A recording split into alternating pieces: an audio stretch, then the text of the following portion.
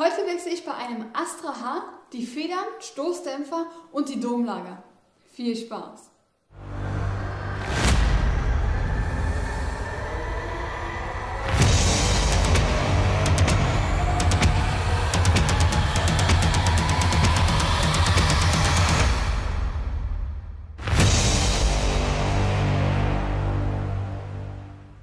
Mein Nachbar hat mich Anfang der Woche angerufen und mir erzählt, dass er beim TÜV war und durchgerasselt ist. Feder vorne links gebrochen. Da er immer auf meine Halle aufpasst, wenn ich nicht da bin und sich auch so um vieles kümmert, ist es ja Ehrensache, dass ich ihm auch helfe und die Federn tausche. Die Stoßdämpfer sollen auch nicht mehr die besten sein, also mache ich die auch gleich mit. Und wenn wir schon mal bei sind, die Domlager auch, also ran ans Werk. Als erstes Auto hoch und Rad ab.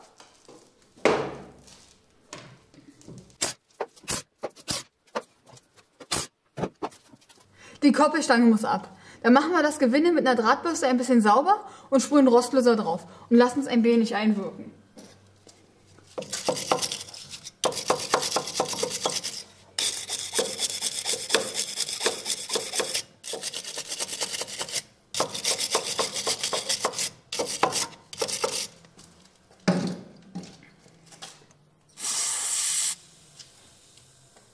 In der Zwischenzeit kann man schon den Stecker abnehmen.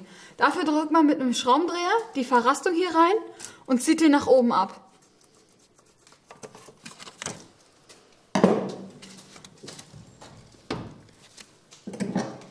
Der Bremsschlauch muss auch noch raus. Dann nimmt man sich am besten eine Pumpenzange und zieht die Klammer hier raus.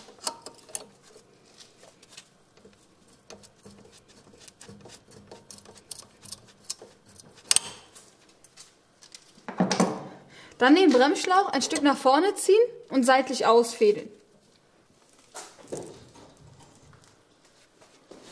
Nun die Mutter an der Koppelstange mit einer 19er Nuss abschrauben. Falls sich das Gelenk mitdrehen sollte, kann man hier mit einem 5er Imbus gegenhalten. Ich mache das mit einem Schlagschrauber, da ich die Koppelstange eh neu mache.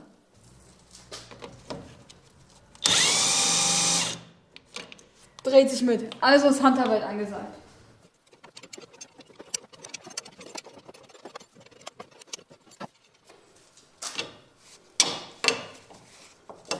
Die Koppelstange einfach so zur Seite legen. Als nächstes die beiden Muttern mit einer 18er Nuss abschrauben. Auf der Seite mit dem 18er Schlüssel gegenhalten. Die beiden Schrauben aber noch drin lassen.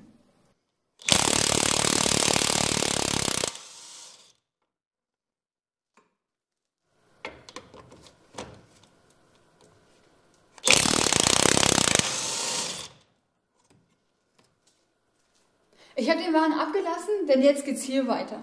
Und zwar ist das Domlager hier mit solchen Befestigungsklammern fest. Die muss man einfach auseinanderdrücken. Hier zwischen steckt man einen Schlitzschraubendreher rein und drückt die auseinander. Damit mir das Federbein nicht runterknallt, mache ich einen Wagenheber unter den Querlenker.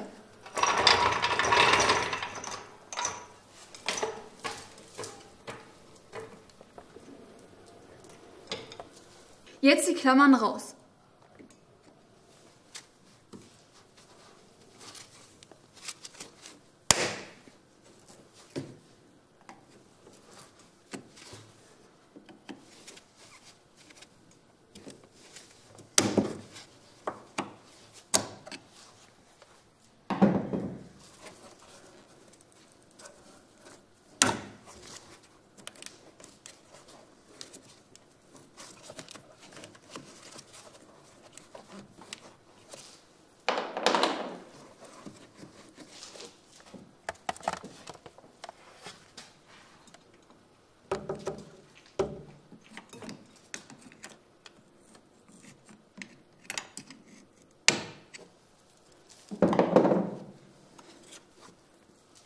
Den Wagenheber langsam ablassen und darauf achten, dass man hier nicht hängen bleibt.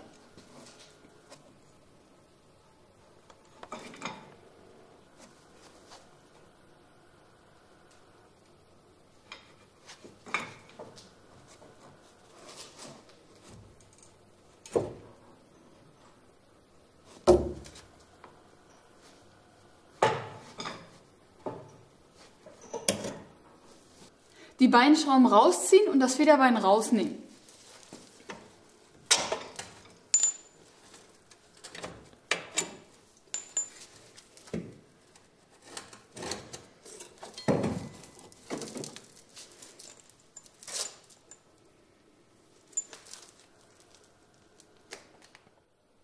Jetzt kann man sehen, dass die Feder hier gebrochen ist. Eigentlich habe ich alle Teile neu da und bräuchte das Federbein nicht auseinanderzunehmen. Eigentlich. Aber mir fehlt das Kunststoffteil. Ohne das wird's klappern. Als erstes spannen wir die Feder zusammen.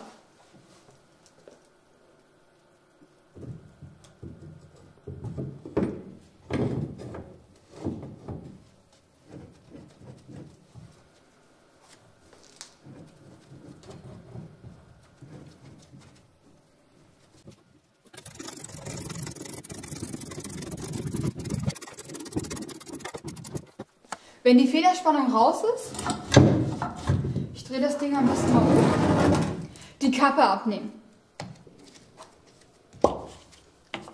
Dahinter verbirgt sich eine Mutter. Die schraubt man mit einer 21er Nuss raus. Falls sich die Kolbenstange mitdrehen sollte, kann man hier mit einem T50 Torx gegenhalten. Da ich alles neu mache, gehe ich natürlich brutaler vor.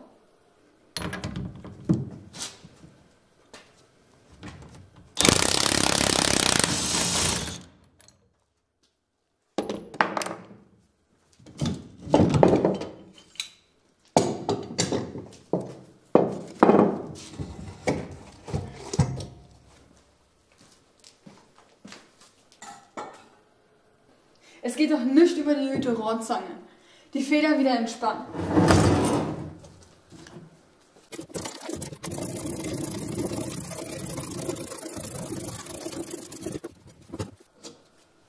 Hier ist unser heiß begehrtes Teil. Ich mache hier erstmal ein bisschen sauber und dann geht's mit dem Zusammenbau weiter. So, da haben wir die ganzen neuen Teile. Stoßdämpfer, Feder, Domlager, Anschlagpuffer, Faltenbalg und ganz wichtig, die Befestigungsklammern. Die würde ich immer neu machen. Fangen wir mit dem an. Das kommt unten an die Feder ran.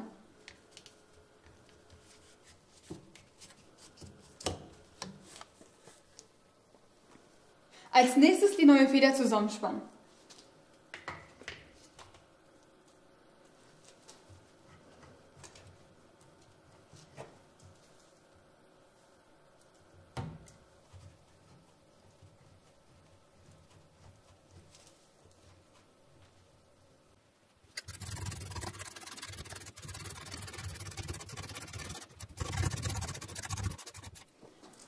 Dann den Faltenbalg oben in die Feder durchfädeln. Das Wälzlager oben drauf.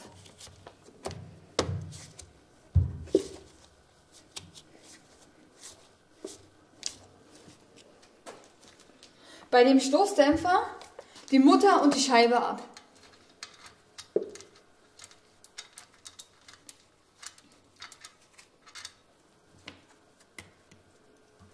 Den Anschlagpuffer reinsetzen, die flache Seite nach oben.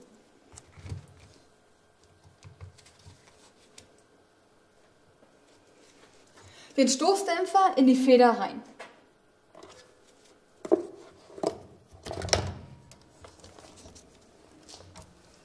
Domlager oben drauf.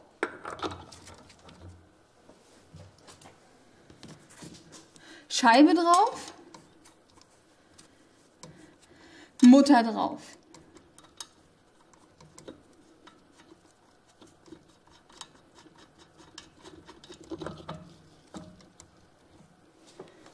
Bei der Feder unten darauf achten, dass sie in der richtigen Position sitzt.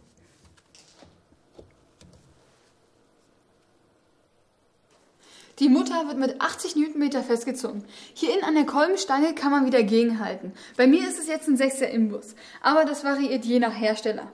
Ich ziehe das erstmal mit Hand 50, 60 Newtonmeter vor und ziehe es zum Schluss mit dem Drehmomentschlüssel fest.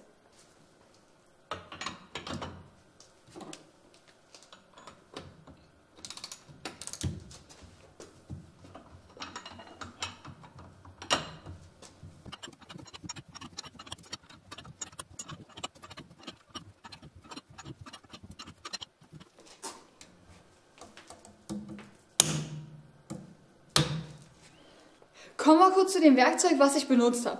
Das ist eine Lambda-Sondennuss, Schlüsselweite 22 mm. Und das ist eine alte 22er Nuss, wo ich ein Stück Flacheisen rangeschweißt habe. Funktioniert wunderbar.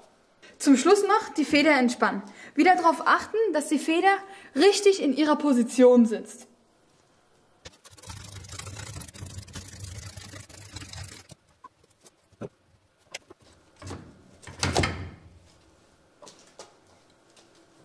Das Federbein können wir wieder einbauen. Wichtig ist hier, dass man neue Schrauben nimmt. Federbein reinmachen, die beiden Schrauben durch und dann mit dem Warnheber am Querlenker wieder langsam hochpumpen und ins Federdrum einfädeln.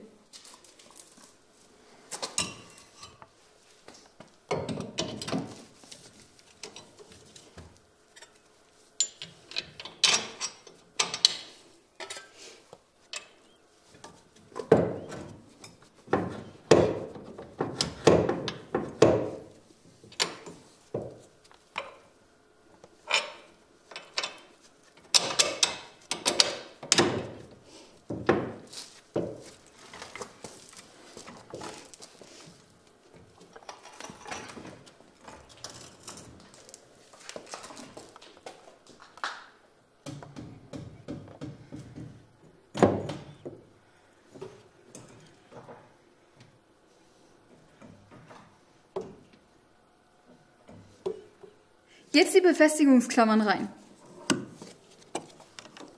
Die müssen zusammengedrückt werden, bis die komplett einrasten. Ich mache das mit einer Pumpenzange.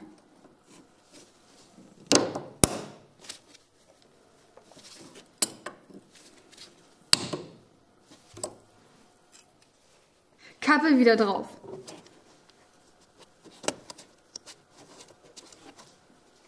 Die Koppelstange wieder rein. Wie gesagt, die habe ich neu gemacht. Neue Mutter drauf. Die wird mit einer 19er Nuss und 55 Newtonmeter festgezogen. Als nächstes die beiden Muttern drauf. Die sollte man ebenfalls erneuern. Die werden mit einer 18er Nuss und 85 Newtonmeter vorgezogen, dann mit 75 Grad Drehwinkel nachgezogen und dann nochmal mit 15 Grad Drehwinkel festgezogen. Von der Seite mit dem 18er Schlüssel kontern.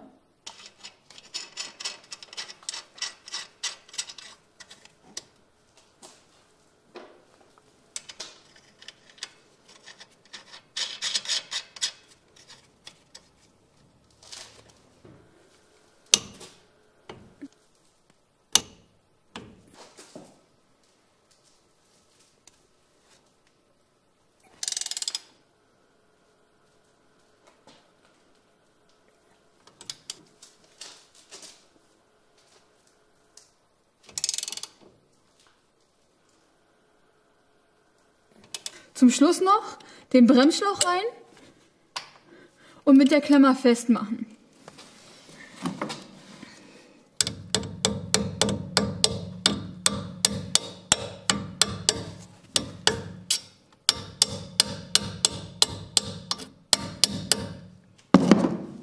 Stecker wieder rein.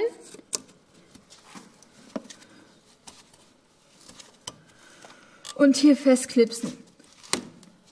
Fertig. Rad drauf.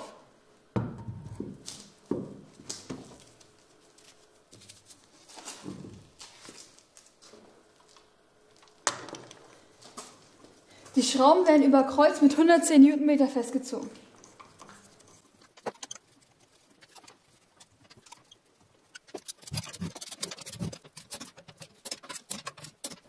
Das, was wir auf der linken Seite gemacht haben, muss natürlich alles auch noch auf der rechten Seite gemacht werden.